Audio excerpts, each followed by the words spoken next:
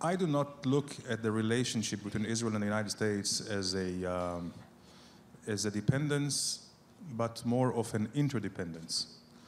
Although if there was a dependence issue here, I wouldn't want to be dependent on any other country but the United States. Now, it is true today that,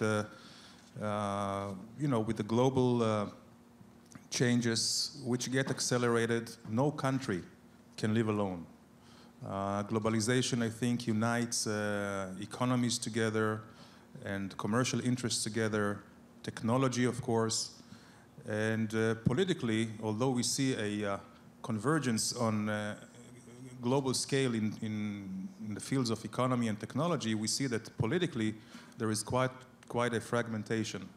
So certainly no country can live alone, no country can be without an orientation and without cooperating with like-minded countries.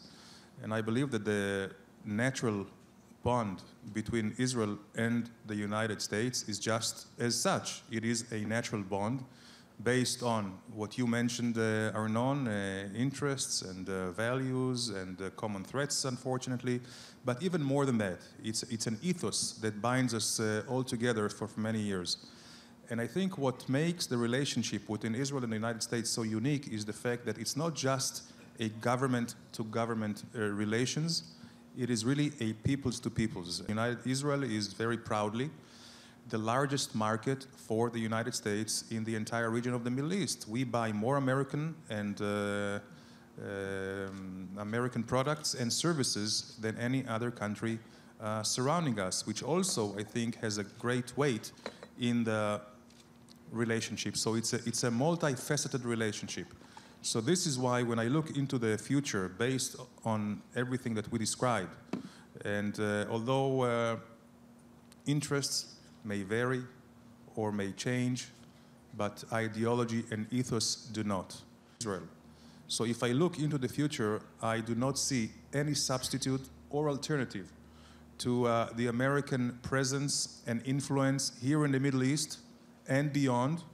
I think anyone who thinks that there's going to be any quick changes on the international arena, they're either maybe wishful thinkers, or I'm not sure that they read the picture correctly. Governance system, and I compare the American governance system to anywhere else, whether it's Europe, with all the fragmentation there, and we see the challenges that they have to bring the EU together, and still there are many problems there, economic and political.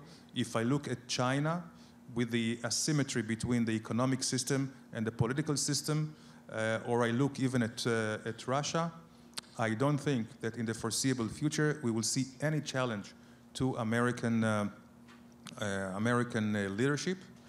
And I, again, want to emphasize the American leadership is not just a leadership out of power, it's also out of ideology, which we all share.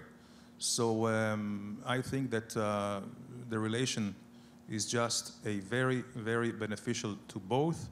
And I'm very proud to be the best friend and ally of the United States here in this region and beyond.